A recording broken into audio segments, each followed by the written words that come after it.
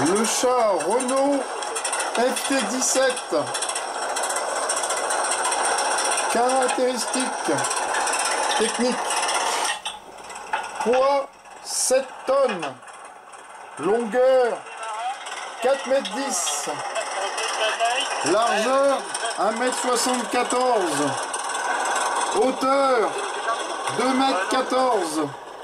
Blindage 22 mm.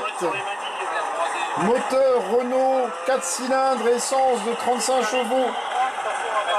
Vitesse sur route 7 km/h pour une autonomie de 35 km. Lorsque le général Estienne imagine le futur char d'assaut en 1915, il pense aussi à un fantassin blindé, un char monoplace. La formule ne sera pas suivie, car on ne peut construire et combattre tout à la fois. Néanmoins, l'idée sera reprise sous la forme du char léger biplace, le célèbre Renault F17, avec près de 4500 exemplaires livrés. Il sera le char le plus construit pendant la Première Guerre mondiale.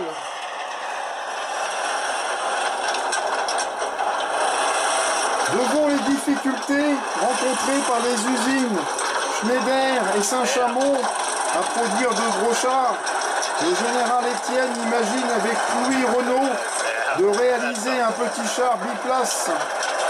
Celui-ci réclamait sa fabrication pour beaucoup moins d'acier que les chars, alors en cours de construction. À masse égale de matière, on pouvait produire bien plus d'engins. L'engin était biplace, mais il réclamait moins d'effectifs que le Schneider qui a 7 hommes d'équipage et le Saint-Chamond qui en a 8.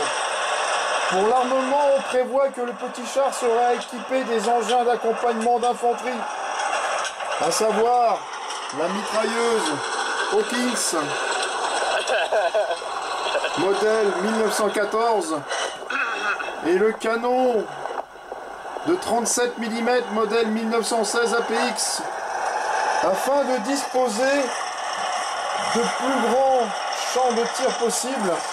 Les armes seront placées sous une tourelle, ce qui est à l'époque est une nouveauté.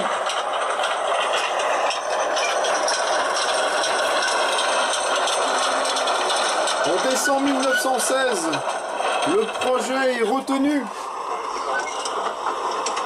et la première commande de 150 engins est passée. Le prototype sort des usines Renault en mars 1917, avant d'effectuer des essais officiels le 9 avril suivant. Ceux-ci sont concluants et le char Renault est commandé à 1000 exemplaires.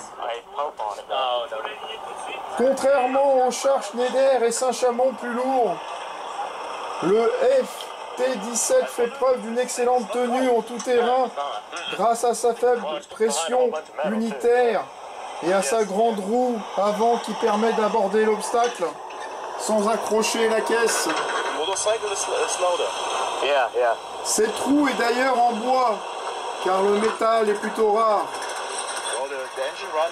Très tôt, le général Estienne imagine de nombreuses versions du char FT, de longs chars signal, un radio et le char obusier de 75. Si les tout premiers F-17 sont livrés en septembre 1917, ce n'est pas avant mars 1918 que le char arrivera sur le front. Il ne sera pas engagé au combat avant le 31 mai 1918. Jusqu'à l'armistice du 11 novembre 1918, le char F-17 prouvera la valeur de sa formule et obtiendra de nombreux succès. Mais à cette époque, les armes anti-chars sont rares, quasi inexistantes. De ce fait, les commandes ne vont cesser d'augmenter pour atteindre un chiffre record de 4635 exemplaires commandés à l'industrie française, plus de 1200 à l'industrie américaine, mais qui ne seront pas livrés au moment de l'armistice. Pas moins de 3187 chars seront disponibles. Il est vrai que les chars FT-17 sortent d'usine à raison de 300 exemplaires par mois. Leur fabrication est assurée par un pôle industriel qui réunit Renault, Berlier, Saumua et Colonnet-Belleville. Outre les commandes passées aux États-Unis, sa construction est aussi prévue en Italie. Après la guerre, le char F-17, que l'on surnommera le char de la victoire, connaîtra une carrière internationale et sera utilisé sur tous les continents. Les Américains en réaliseront une copie, le 6 tonnes tank. La carrière du char F-17 sera très longue, puisque les derniers exemplaires engagés seront ceux des forces de police allemandes pendant la libération de Paris en 1944. Et pourtant, le point faible, un défaut cuisant du char FT-17, le point faible du char FT-17 était la courroie du système de refroidissement qui sautait souvent. Le pilote était alors prévenu par l'arrivée d'un jet de vapeur à 100 degrés en pleine figure via le tuyau d'expansion qu'un ingénieur distrait avait placé juste à la hauteur de sa tête.